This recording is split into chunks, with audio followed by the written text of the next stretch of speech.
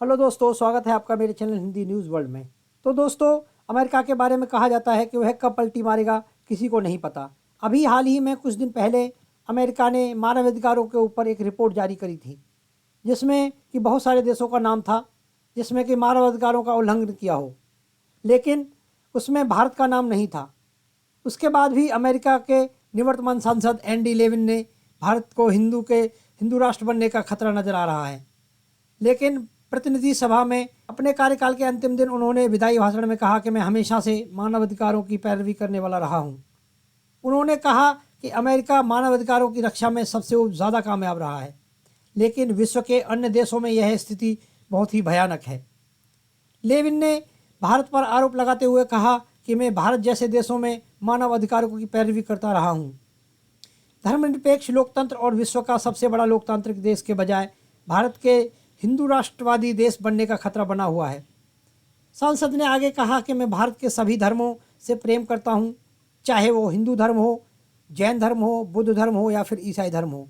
इसी वजह से हमें वहाँ के सभी लोगों के अधिकारों की रक्षा करने की आवश्यकता है, चाहे वह मुसलमान हो और हिंदू हो, बुद्ध हो, यहूदी हो और ईसाई हो।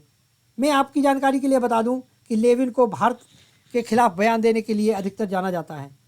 इसी साल 20 अप्रैल को भारतीय अमेरिकी मुस्लिम परिषद IAMC सहित अन्य मानवाधिकारों के कार्यक्रम में उन्होंने कश्मीर के मुद्दे पर ध्यान देने का आह्वान किया था। पिछले साल ही इसी कार्यक्रम में उन्होंने भारत में धार्मिक आज़ादी पर चिंता प्रकट की थी। लेविन ने प्रधानमंत्री मोदी पर भारत को मानवाधिकारों और लोकतंत्र के मामले में गलत दिशा में ले जाने का आरोप लगाया। उन्होंने कहा कि आज का भारत वह भारत नहीं है जिससे मैं प्रेम करता था। यह भी कहा कि वह एक ऐसे देश की सार्वजनिक रूप से इतनी आलोचना क्यों करते हैं, इसका भी एक कारण है। उन्होंने कहा कि मैं भारत से प्यार करता हूं, इसीलिए मैं उनके लोगों के हमलों को रोकने के लिए प्रतिबद्ध हूं।